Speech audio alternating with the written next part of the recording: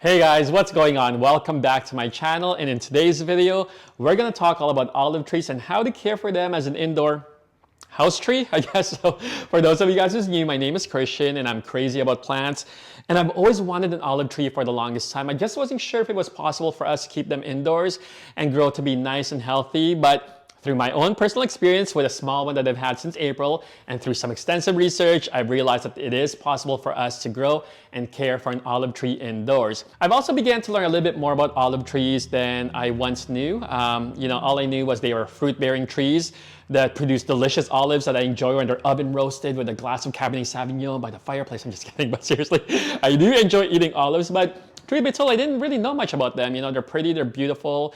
They become really trendy and really popular these last few years, almost replacing the standard fiddle leaf fig that we once used to see in people's homes. Now you'll often find a lot of olive trees in a lot of those places. And obviously, they're beautiful. They have these nice elongated leaves that start off more like a sage green. And as they harden and thicken, they become a little bit more darker and has like a waxy gloss to its leaves. And yeah, they're just so cool and unique looking. But yeah, I didn't know much about olive trees until about a few weeks ago when I began to do a bit more research on their origins, a bit of a history, and given what's happening in the world, I've actually learned about 4 weeks ago that olive trees are actually a big part of the Palestinian culture and history, dating back to thousands of years, and some of the oldest trees have been passed down through families and generation. Not only do olive trees carry an economic significance to the Palestinian lives, but they're also a symbolic attachment to their land. They are drought resistant and can grow in poor conditions, representing the resilience and resistance of the Palestinian people. And I actually sell these right now at the shop, if you guys are following my Instagram story, and I'm actually donating 100% of the profits to the Palestinian Children's Relief Fund that goes towards the children of Gaza that have been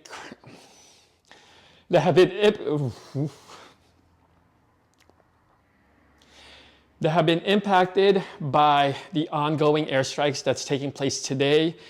And it's heartbreaking to watch every day.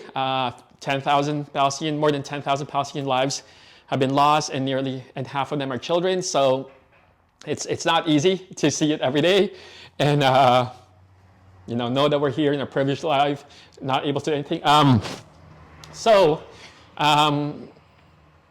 The other thing too about olive trees, over 100,000 families in Palestine, in the occupied West Bank, and in Gaza actually rely on their way of living through farming and harvesting olives. And unfortunately, due to the ongoing occupation and illegal settlers, thousands of olive trees have been destroyed and uprooted. It's heartbreaking. And for those of you guys who want to learn a little bit more, who was probably me about 4 weeks ago, who didn't know much about what's going on, I'm going to link a few resources below for you guys to learn and see what it's about. I've had a lot of people on my Instagram ask, how they can help, because obviously I sell these at my shop here in downtown Toronto, so it's only available locally.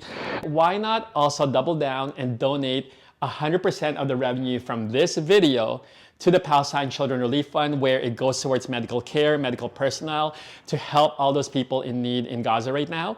So yeah, all you really have to do, you don't have to spend money, I just need your time. Please watch the video from start to finish. If you can also hold back from skipping the ads, I would truly appreciate that.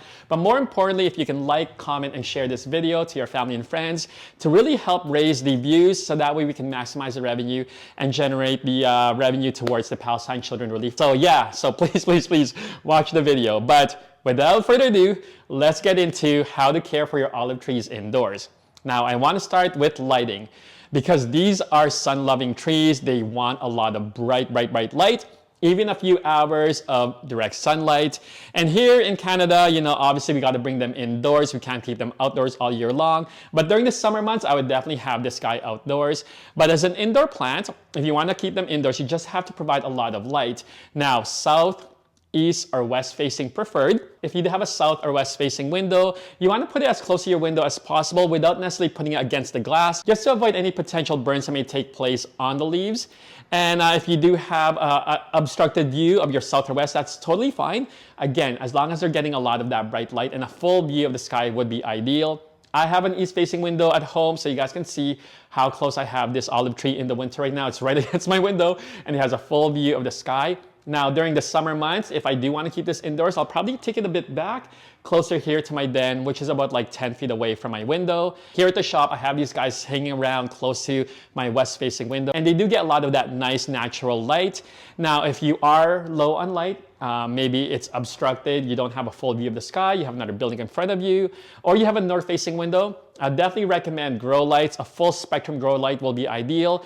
I'm gonna link the ones I use for my Monstera because these are really my favorite grow light to use. I think they're extremely powerful. They're the Sansi brand, so I'll link it in my Amazon store. And if you do have poor light, you live in a basement, north-facing window, you don't wanna get grow light, this isn't the plant for you. So let's talk about watering. Now, even though these are drought tolerant and can grow in poor conditions outside, you actually don't want to let your soil go completely dry or go bone dry between waterings. So for me, I like to apply the 80-20 rule where 80% of your soil is dry and about 20% of it is a little bit more moist and wet.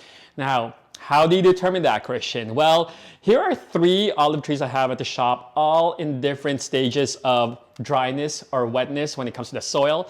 The one on the left is the driest one, bone dry. You can tell because the edge of the soil is actually separating from the pot. It's super light where a gust of wind can literally knock this guy down.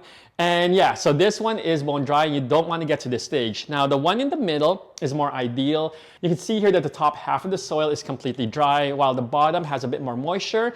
It's still light, but not as light as the one to the left. So at this stage is where I actually do want to water my olive plant. Now the one to the right is actually not really ready to be watered yet. And I can tell because it's super heavy. It's heavier out of all of these guys. And after sticking my finger in there after the first inch, I can already feel the soil is quite moist and wet. It's sticking to my finger. So ideally, I probably wouldn't water my olive tree just yet and allow it to dry out just a bit more. Now, when it comes to watering, if you were to let your olive tree go completely in bone dry and you decide to finally water it, you do want to water it thoroughly, but expect that your olive tree may shed a few of the leaves, and that's just gonna naturally happen. It's similar to like a fiddle leaf fig. If you let it go completely dry and you go off schedule and you decide to like dump a whole bunch of water, it will shed. So just be mindful that that can take place.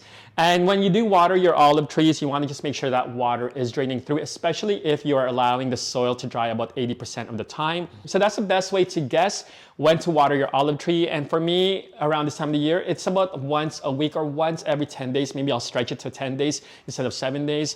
But you also do want to be consistent with watering your olive trees. So you don't want to get to a stage where you forget to water it and you decide to finally dump a whole bunch of water and then everything's gonna drop. So even if your leaves do drop and shed, just know that your olive tree is still alive.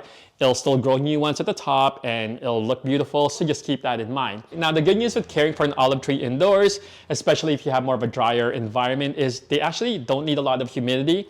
Regular room humidity is totally fine. You don't need to add a big, humidifier right by your olive tree and, give it a lot of moisture. Now, you can prune your olive tree, and it's actually recommended, especially after they produce flowers or fruit, or if you want to promote new growth or shape your olive tree, simply just prune it between each of the leaves or, in the inner nodes. And from there, it will sprout out new growth on the side, and eventually you'll get much more of a fuller looking olive tree. And you guys can see with some of these olive trees where they originally pruned them, and from there they branch out. So it's a great way for you guys to promote more growth and get your olive tree to look a lot more full. And typically you want to prune during the growing season, come spring or summertime.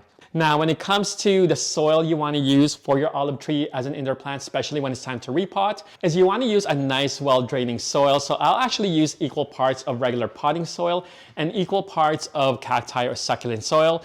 If you do have a heavy hand when it comes to watering your plants, maybe you want to add a bit of perlite or pumice into that mix just to allow more drainage. So that way, you don't create waterlogs and creating root rot and therefore kill your olive tree. Now, repotting your olive tree, how often should you do it?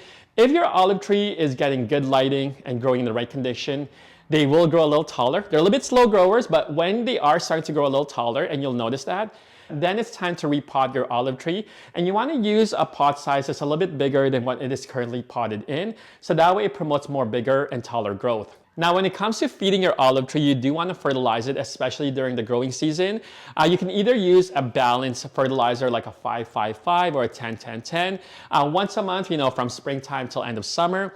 Or you can use a slow release fertilizer that you can mix within your soil twice a year. And this is kind of what I would use. So I would do this when I'm repotting my olive tree, or if I'm gonna do a refresh of the soil, I would add a bit of this slow release fertilizer. So that's pretty much it when it comes to caring for your olive tree as an indoor house tree. So really easy. I'm not intimidated by it anymore. And hopefully this video was helpful for you and encourages you to get your very own olive trees. And again, thank you to everyone here in Toronto and in the GTA who has purchased an olive tree from my shop. 100% of the profits are going towards Palestine's Children Relief Fund.